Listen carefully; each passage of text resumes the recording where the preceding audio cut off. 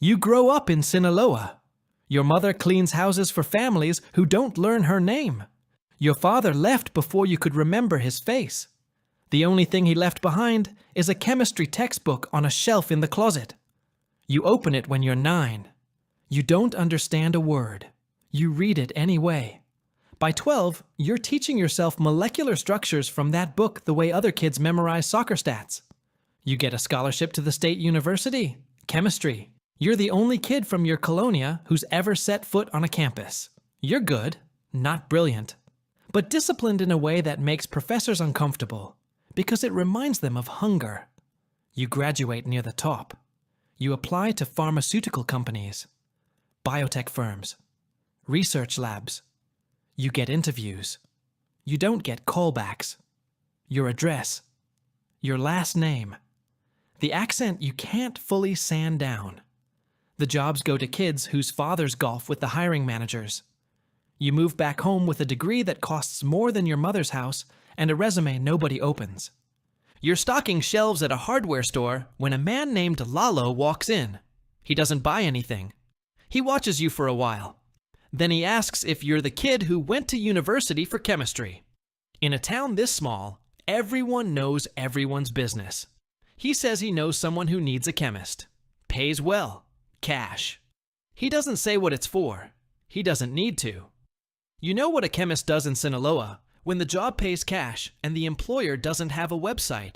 You tell him no. You go home. You eat rice and beans with your mother. She coughs through dinner. She's been coughing for months. The clinic wants tests she can't afford. You lie in bed, staring at the ceiling running the math. Your hardware store check barely covers food. The tests cost 3 months of your salary. Treatment costs a year you don't have. Lalo comes back the following week. Same aisle. Same question. You tell him you want to meet the employer first. He drives you to a ranch 40 minutes outside town. Clean property. Dogs. A man named Cardenas is sitting under a mesquite tree drinking horchata. He's maybe 50. Calm. Speaks softly. Doesn't look like what you expected. He asks about your degree, your GPA, what you know about organic synthesis. It's a job interview. He's reading your transcript like an HR manager. He explains the position. You'd be cooking methamphetamine. The operation currently uses a crude reduction method. The product is inconsistent. Purity around 70%. He wants 95. He wants someone who understands the chemistry, not just the recipe. He offers you $5,000 a month. Your hardware store pays $400. He sees you doing the math. He doesn't rush you. He just sips his horchata and waits. You start the following Monday. They drive you blindfolded to a location in the Sierra. When the blindfold comes off, you're standing in a concrete building with no windows. Inside, it's a mess. Plastic buckets, garden hoses, propane burners on dirt floors. The smell hits you like a wall. Ammonia, solvent, rotten eggs. 2 men are standing over a cook that looks like a middle school science experiment gone wrong. This is the operation you're supposed to fix. You almost laugh. Almost. You spend the first week not cooking. You inventory. You test the precursors. You measure contamination levels. You sketch a floor plan on the back of a feed bag. You write a list of equipment you need. Proper glassware. A reflux condenser. A rotary evaporator. Accurate scales. pH meters. Ventilation. Cardenas reads the list. Doesn't blink at the cost. A truck arrives 4 days later with everything on it. You realize you just submitted a purchase order, and it got approved faster than any university lab grant you ever applied for. The cartel has better procurement than the Mexican education system. You rebuild the lab from scratch. You design a synthesis route using pseudoephedrine reduction with hydroiodic acid and red phosphorus. Clean. Controlled. Repeatable. Your first batch tests at 96.2% purity. Cardenas holds the sample bag up to the light like a jeweler examining a diamond. He doesn't say good job. He says make more. You make more. Within 2 months, you've trained 2 assistants, former farm workers. They can't spell methamphetamine, but they can follow instructions. You teach them the way your professors taught you. Step by step. Measure twice. Temperature matters. Contamination kills yield. One of them, a kid named Pulido, maybe 19, asks you one night why the stuff has to be so pure. You tell him purity means consistency. Consistency means repeat customers. Repeat customers mean revenue. You're describing addiction economics, and you frame it like a business lecture.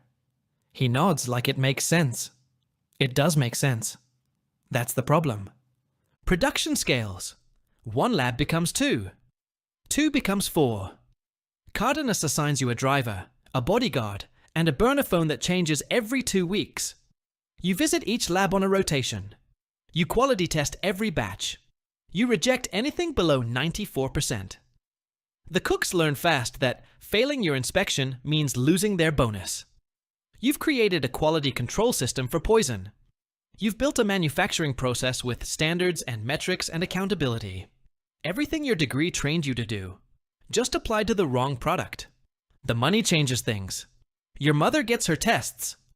Lung infection. Treatable. You pay for the antibiotics. You pay off the house. You buy her a new stove. She asks where the money comes from. You tell her you got a job at a pharmaceutical company in Guadalajara. She believes it because she wants to. You visit every 2 weeks. You bring groceries. She makes you dinner. You sit at the table where you grew up and eat with hands that cooked 60 kilos of methamphetamine that week. She tells you she's proud. You chew slowly so you don't have to respond. 6 months in, Cardenas introduces you to the distribution side, not because you asked, because he wants you to understand the full supply chain. He says a cook who understands the market makes better product. He drives you to a warehouse where your product gets cut, packaged, and loaded into vehicles with hidden compartments. You see the volume for the first time. What leaves your labs in bags leaves this warehouse in tons. Your 4 labs are a single node in a network that stretches from Sinaloa to Chicago. You do the math on the spot. Street value of your monthly output is roughly $12 million. You make $5,000. You're the most underpaid employee in the organization by a factor you can't calculate without feeling sick. You ask Cardenas for a raise. He smiles. He gives you $8,000 a month and a truck. He also gives you a piece of information you didn't ask for. He tells you about the last cook. Good chemist, reliable, got greedy. Started skimming precursors and selling product on the side. They found him in a barrel of acid in the same lab where he used to work. Cardenas tells you this story over lunch. He's eating a torta. He doesn't change his tone between describing the food and describing the barrel. You understand the message.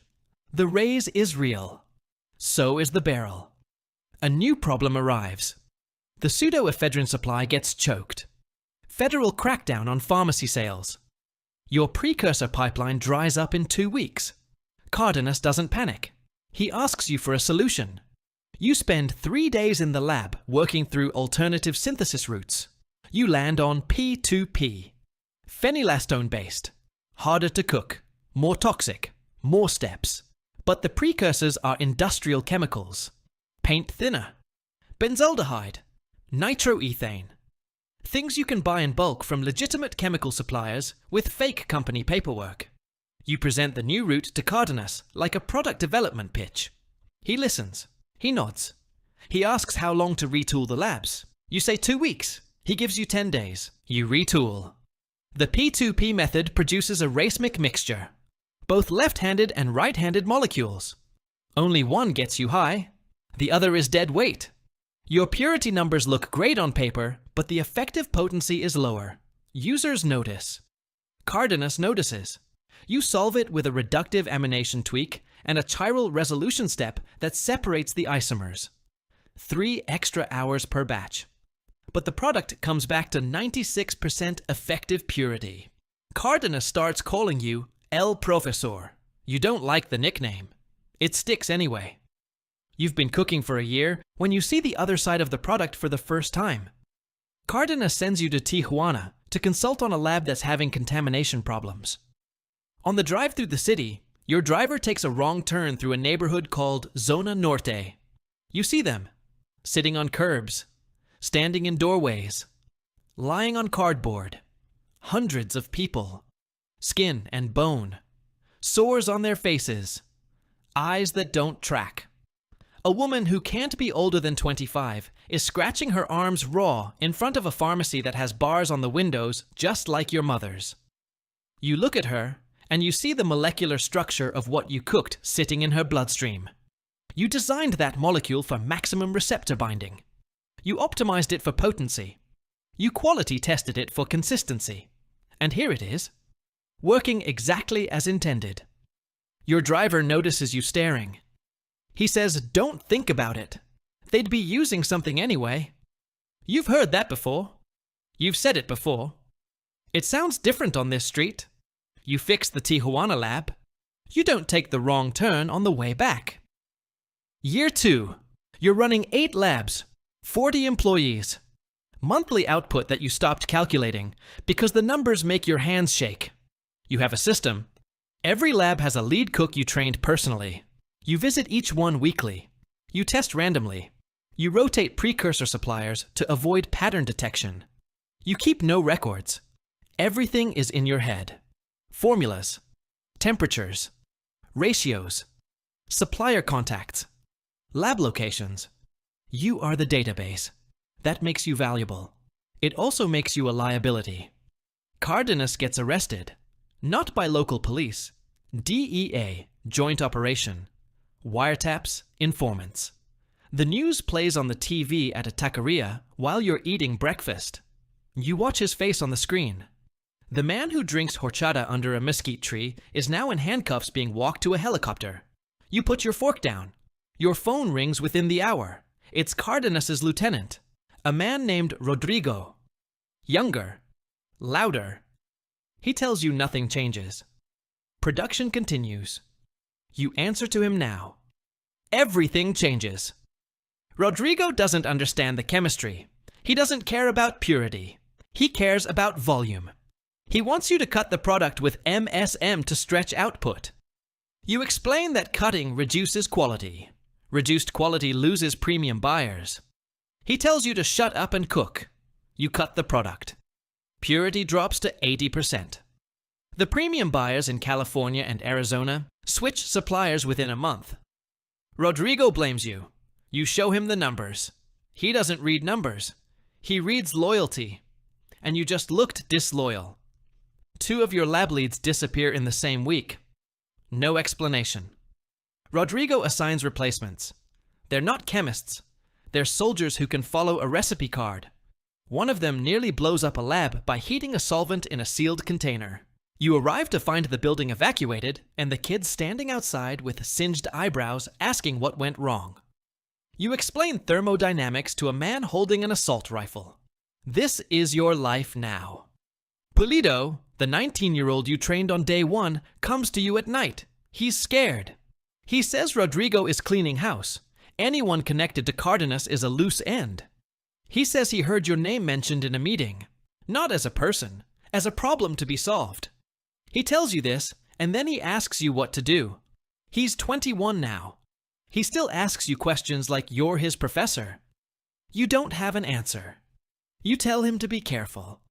You think about running. You have money buried in 3 locations, enough to disappear. But your mother is in Sinaloa. Your labs are in your head. And Rodrigo knows both of those things.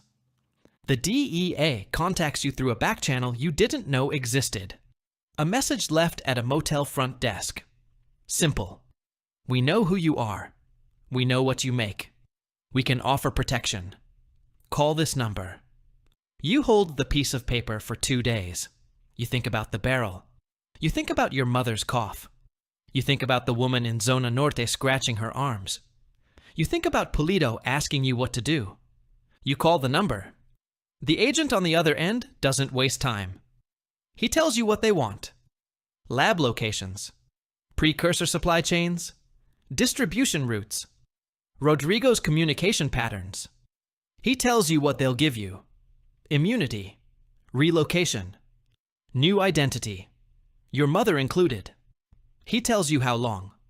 3 months of cooperation. Then extraction. You agree. 3 months of cooking meth for a cartel while feeding coordinates to the people who will shut it down. You are simultaneously the manufacturer and the recall notice. The raids come on a Thursday before dawn.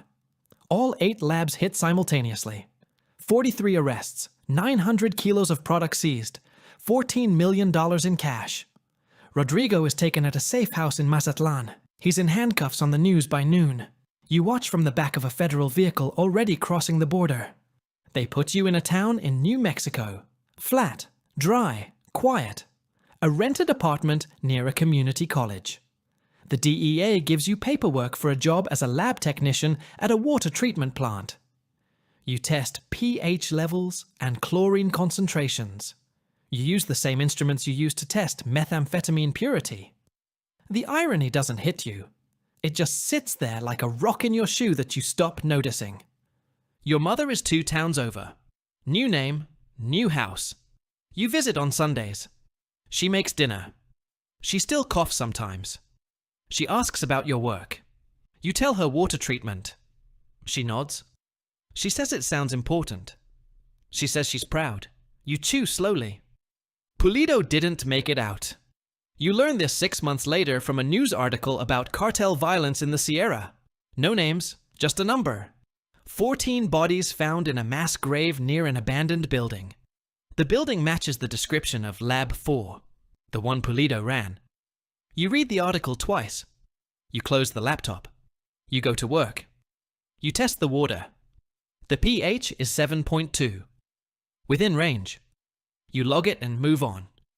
Some nights you sit at your kitchen table with a notebook and a pencil. You draw molecular structures, not meth, just structures. Caffeine, aspirin, serotonin. The shapes calm you down the way music calms other people. You fill notebooks with them. Hundreds of pages of molecules that don't kill anyone. You think about the chemistry textbook your father left on the shelf. You wonder if he knew what it would lead to. You wonder if a different book would have sent you down a different road. History, literature, anything. But he left the chemistry book, and you opened it. And here you are. Testing water in a town nobody visits, drawing molecules at a kitchen table, carrying a formula in your head that's worth more than everything you'll ever own. The cartel doesn't run on violence. Violence is just overhead. It runs on chemistry. Every empire needs a builder. Someone quiet. Someone smart. Someone who can turn powder into money and money into power. The guys with the guns get the headlines. The cook gets a rented apartment and a water treatment job and a notebook full of molecules that don't hurt anyone anymore. That's a wrap for today. This story is fiction, but somewhere right now, a chemistry student with a perfect GPA is stocking shelves because nobody returned his calls. And a man just walked into the store who doesn't need to buy anything. If this one made you think, drop a comment. Subscribe for more. See you in the next one.